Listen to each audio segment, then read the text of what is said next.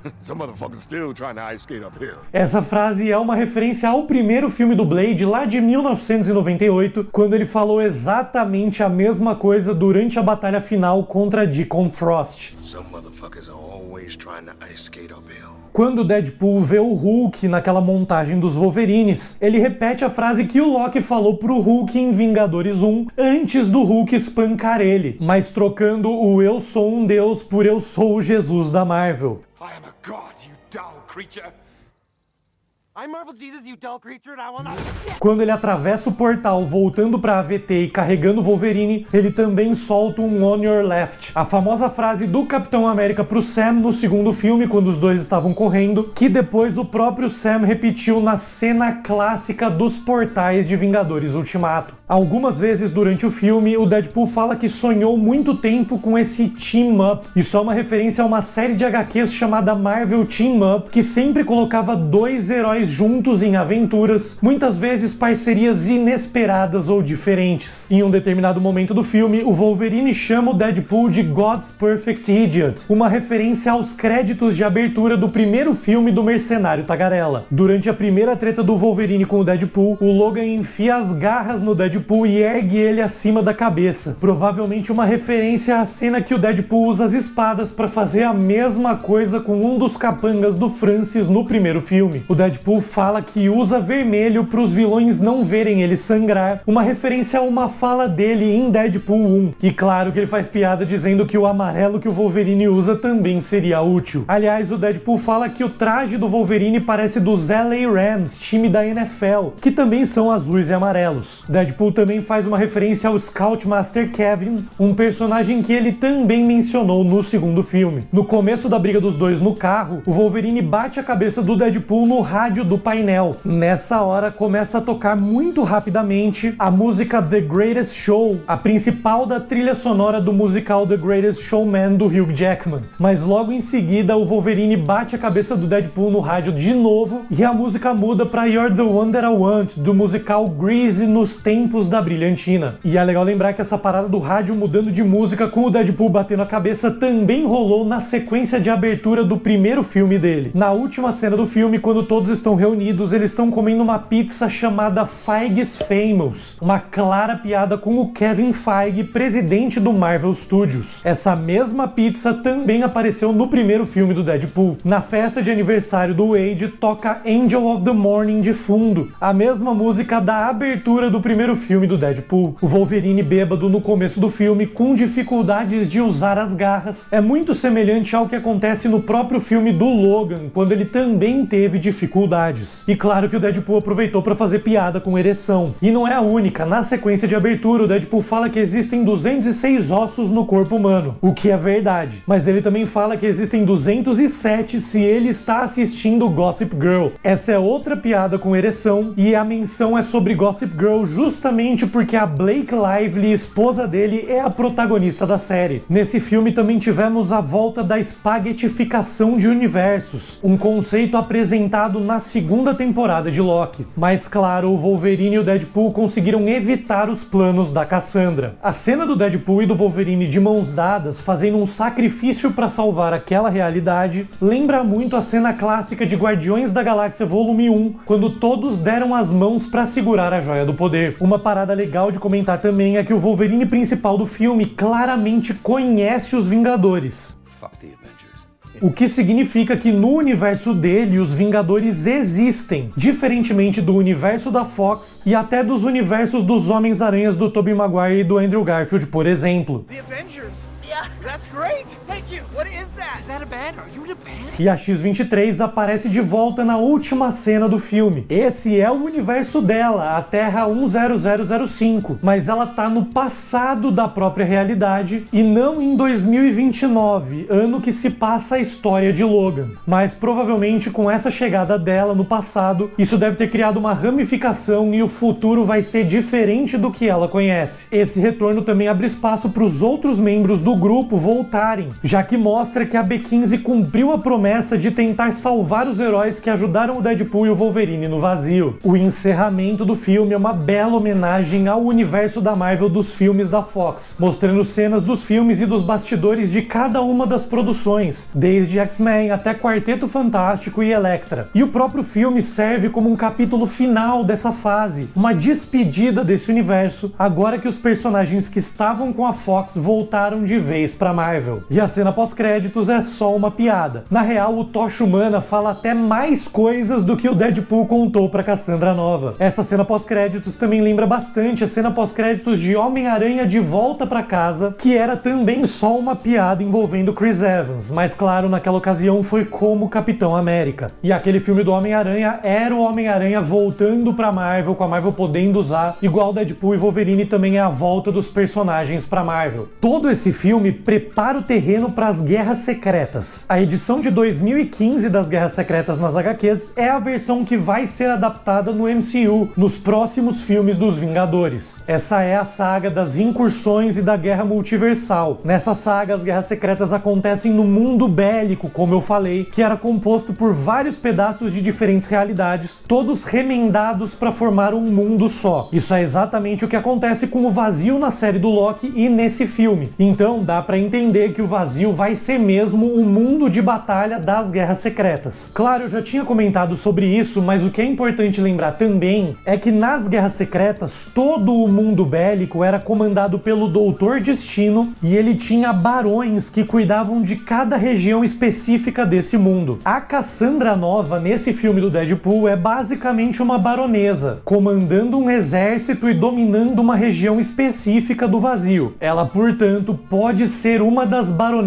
das Guerras Secretas se ela tivesse sobrevivido de alguma forma no fim do filme. E conhecendo os poderes dela e a história dela nas HQs, não é difícil imaginar que ela sobreviveu. E aí entra o conceito de âncoras apresentado nesse filme. Como o Mr. Paradox explicou, uma âncora é um ser extremamente importante, fundamental para cada universo. Como o Deadpool conseguiu reverter o fim da linha do tempo dele, isso indica que ele ou o Wolverine de fato substituíram a âncora daquele universo. Eles salvaram todo o multiverso do ataque da Cassandra Nova, então eles ganharam essa importância. Um deles, então, é a nova âncora da Terra 10005. E esse conceito de âncoras nas HQs foi introduzido no final das Guerras Secretas de 2015, quando o Quarteto Fantástico estava reconstruindo o multiverso depois de todas as realidades terem sido destruídas pelas incursões. Mas nas HQs não era uma âncora diferente para cada universo. Na verdade, cada variante do homem molecular de um universo era a âncora que segurava aquela realidade. Eu acho sinceramente que essa alteração do MCU é até muito mais interessante do que o conceito das HQs. E a tropa Deadpool nesse filme fez o papel do grupo de variantes que trabalha pra Cassandra Nova, confrontando quem enfrenta ela no vazio. Então, basicamente, nesse filme, é como se a Cassandra Nova tivesse feito o papel do Doutor Destino das Guerras Secretas de 2015 e a tropa Deadpool fez o papel da tropa Thor. E os vilões que trabalham pra Cassandra fizeram o papel dos barões que trabalhavam pra Victor Von Doom. Até a luta do Wolverine contra o Dentes de Sabre parece uma referência a uma batalha importante das Guerras Secretas entre o Senhor Sinistro e o Barão Braddock, quando Braddock arrancou a cabeça do Senhor Sinistro logo nos primeiros instantes de batalha. Claro, todos esses papéis dos vilões nesse filme da tropa Deadpool sendo a tropa Thor, a Cassandra Nova sendo o Doutor Destino e os vilões sendo os barões, estão ligados apenas a uma região do mundo de batalha aparentemente. Mas isso já serve para mostrar a estrutura hierárquica dessa história. Um vilão master comandando tudo, vários vilões trabalhando para esse chefão e um exército de variantes de heróis ou anti-heróis corrompidos e executando as leis impostas por esse líder. Deadpool e Wolverine deixam as pessoas familiarizadas com essa estrutura de poder do mundo de batalha. Agora, quando chegar a hora das Guerras Secretas de verdade, o público já conhece essa estrutura e tudo que eles têm que fazer é aumentar a escala. Mas a história das Guerras Secretas já tá pavimentada, é só começar. Se você quiser conhecer a história completa das Guerras Secretas de 2015 para entender melhor do que eu tô falando, é só clicar nesse vídeo aqui e conferir. Valeu, valeu, um grande beijo e até a próxima!